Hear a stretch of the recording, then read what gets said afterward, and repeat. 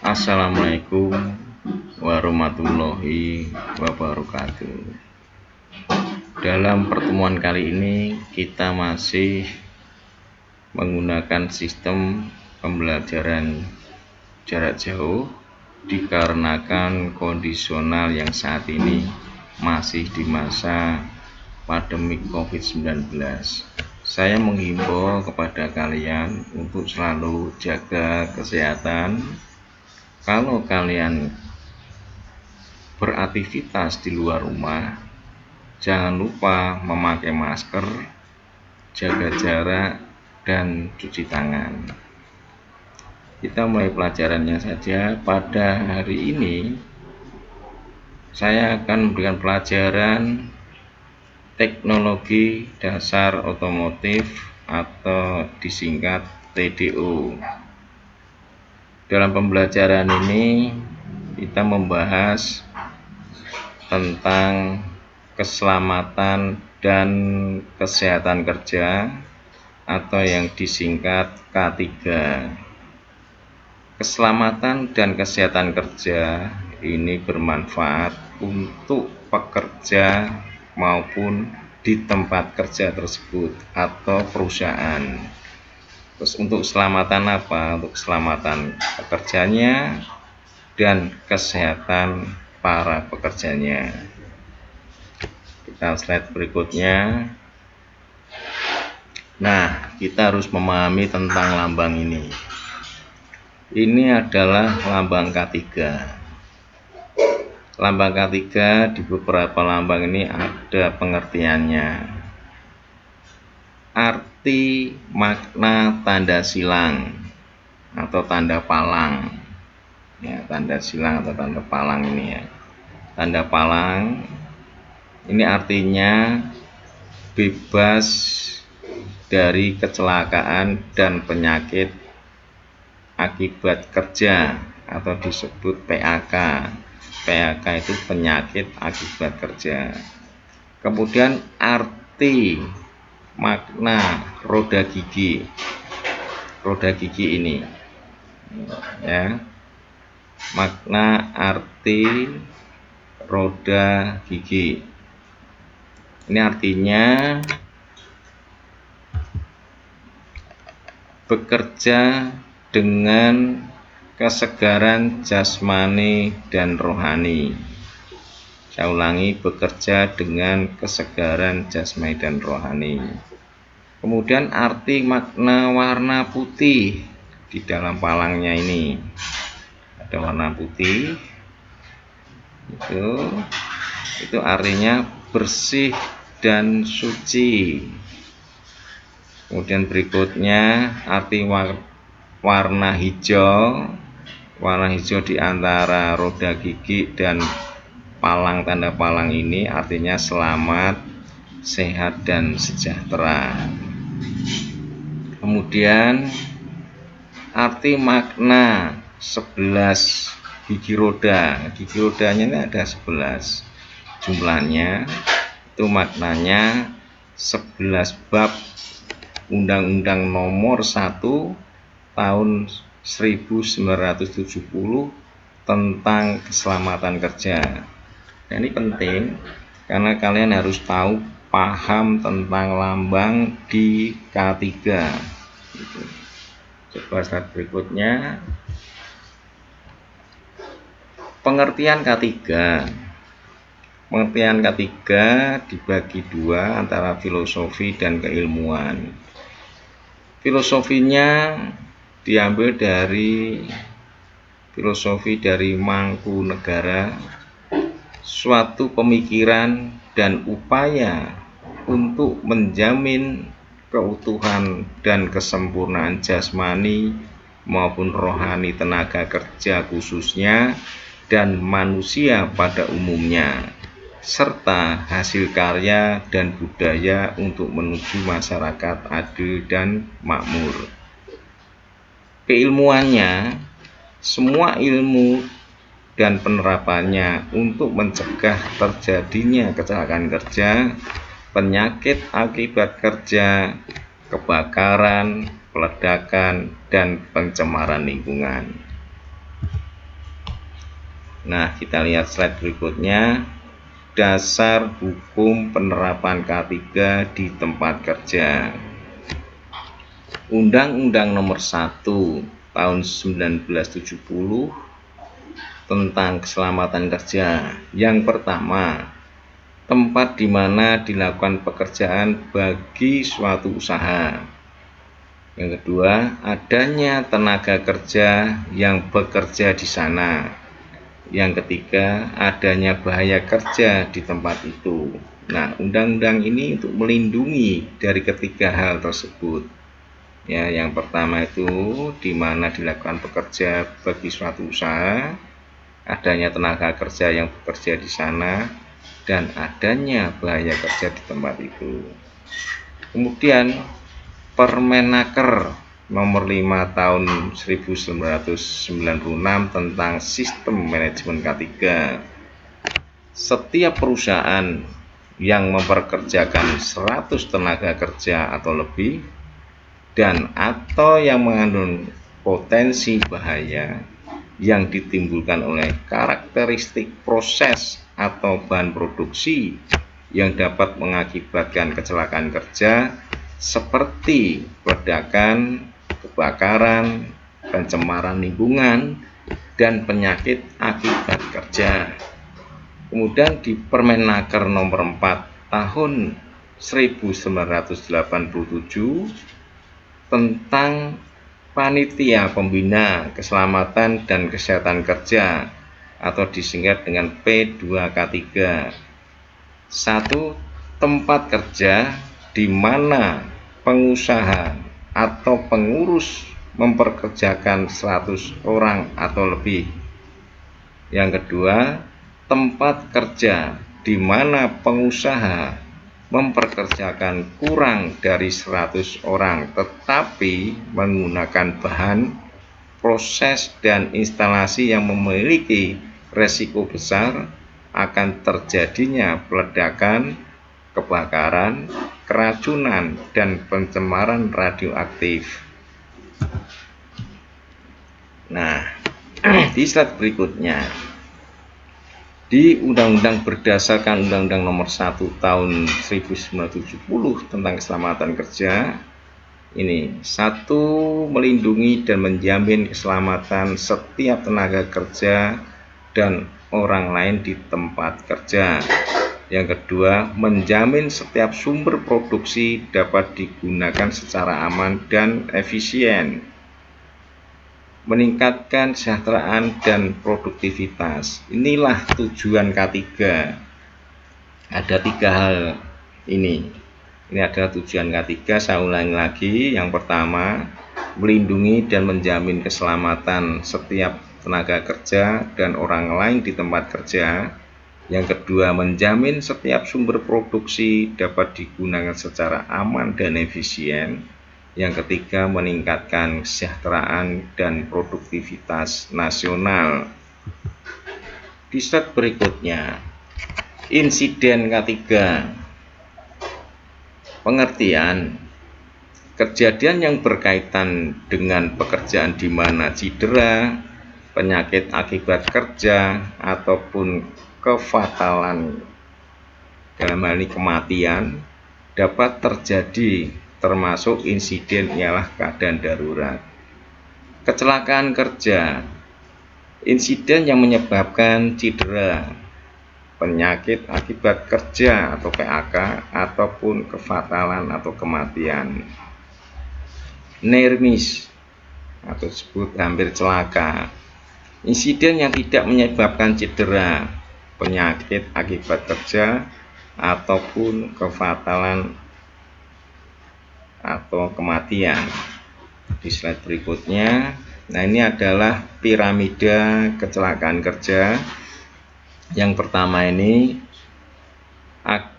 pasti akan terjadi, ya, setiap terjadi ini level 1 ya, kecelakaan fatal atau kematian. Kemudian di level yang di bawahnya ini ada level 10, di dalamnya terdapat kecelakaan ringan sebelumnya. Kemudian di level berikutnya ini agak ada K30, yang di dalamnya terdapat insiden yang menimbulkan kerusakan alat atau bahan sebelumnya. Yang level terakhir yang angka 600 ini yang di dalamnya terdapat minus atau hampir celaka sebelumnya. Ini dari level 600, 1, ada 10, 30, 600. Ini kemungkinan yang akan terjadi di suatu perusahaan atau di tempat kerja yang terjadi kepada pekerja maupun di tempat pekerja tersebut. Berikutnya, penyebab kecelakaan kerja. Penyebab dasar ada 4. Kurangnya prosedur aturan.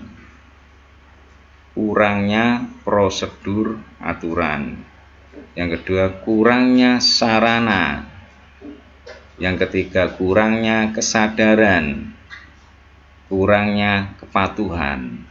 Di poin 1 dan 2 ini berkaitan dengan perusahaan tersebut.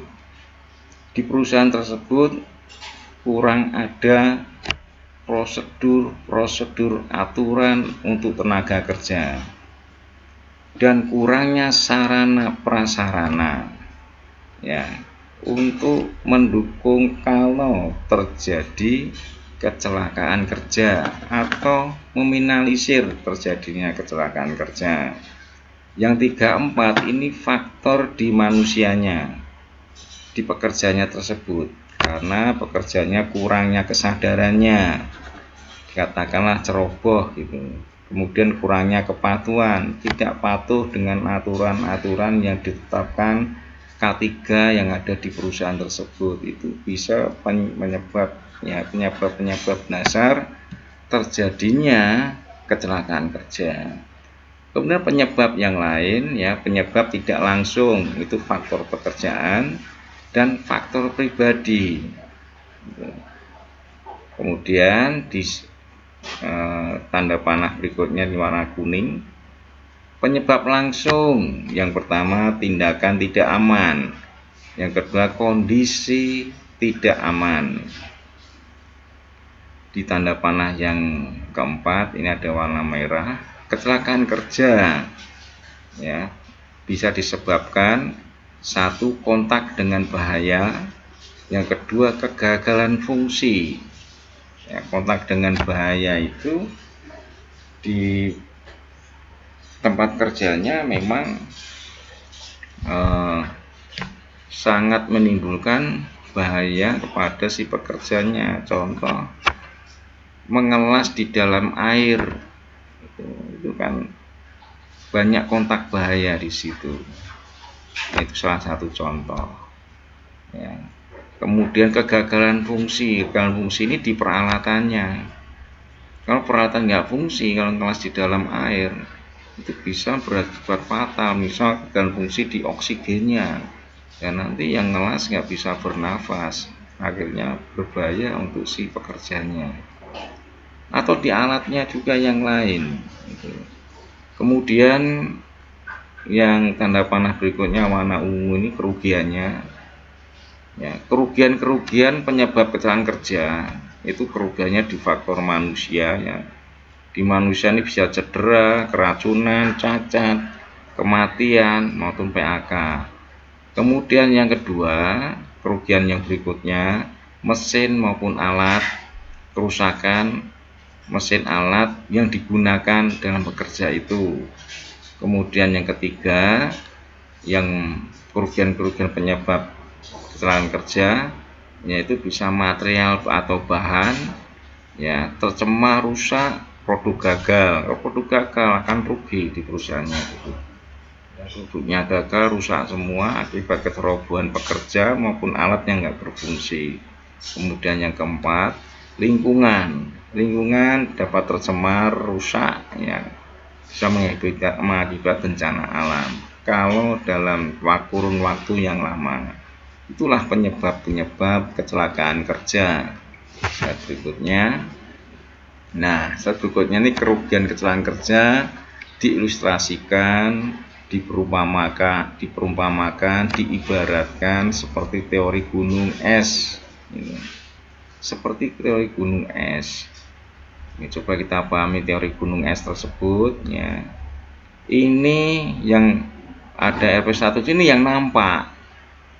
Yang tidak nampak ini yang kita antipasi.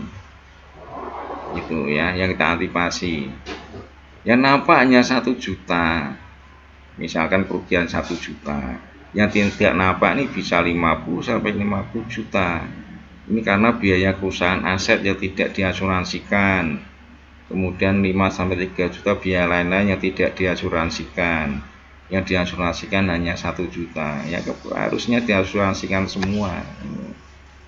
Biaya langsung ya, 1 biaya pengobatan dan perawatan, yang kedua biaya kompensasi asuransi, kemudian biaya tidak langsung 1 kerusakan bangunan, 2 kerusakan alat dan mesin, yang ketiga kerusakan produk bahan materi, 4 gangguan terhentinya produksi, 5 biaya administrasi, yang keenam pengeluaran sarana dan prasarana darurat, yang 7 waktu untuk investasi, yang 8 pembayaran gaji untuk waktu hilang, 9 biaya perekrutan dan pelatihan, 10 biaya lembur, 11 biaya ekstra pengawas, 12 waktu untuk administrasi, 13 penurunan kemampuan tenaga kerja yang kembali karena cedera, yang ke-11 kerugian bisnis dan nama baik. Ini kerugian kedua, inilah yang harus kita antisipasi. Ini akan kerugian banyak. Ya, itu maksud dari kerugian kecelakaan kerja diibaratkan seperti teori gunung es tadi. Nah, upaya pencegahan kecelakaan kerja di sini ada 3 ya, yang di warna biru. Identifikasi dan pengendalian bahaya di tempat kerja itu ada 2. Yang pertama pemantauan kondisi tidak aman, yang kedua pemantauan tindakan tidak aman. Pembinaan dan pengawasan, 1 pelatihan dan pendidikan, 2 konseling dan konsultasi, 3 pengembangan sumber daya, yang ketiga sistem manajemen, yaitu 1 prosedur dan aturan, 2 penyediaan sarana dan prasarana, 3 penghargaan dan sanksi. Itulah upaya pencegahan kecelakaan kerja. Kita harus mendidik pekerja di 3 hal yang ada di sini: identifikasi dan pengendalian bahaya di tempat kerja, pembinaan dan pengawasan, dan sistem manajemen yang baik. Gitu. Kalau ini dijalankan ketiga hal tersebut akan mencegah kecelakaan kerja di tempat kerjanya maupun kepada para pekerjanya, sehingga perusahaan tidak mengalami kerugian yang sangat besar seperti yang ada di teori gunung es tadi. Nah, bahaya K3. Bahaya K3 pengertiannya semua sumber, situasi ataupun aktivitas yang berpotensi menimbulkan cedera dan atau penyakit kerja. Sumbernya dari manusia, mesin, material, metode. Yang kelima ada lingkungan. Jenisnya tindakan dan kondisi.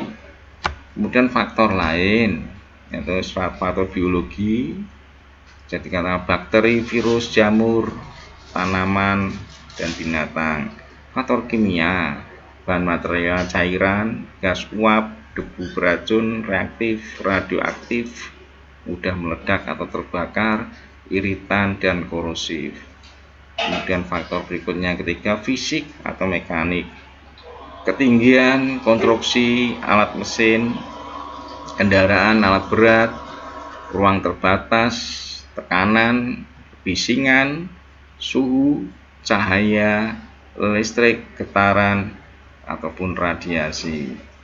Kemudian faktor yang berikutnya biomekanik, gerakan berulang, postur atau posisi kerja, pengangkutan manual, desain tempat kerja, alat ataupun mesin. Yang kelima, yang terakhir, faktor-faktor yang bahaya di K3 yaitu psikologi atau sosial.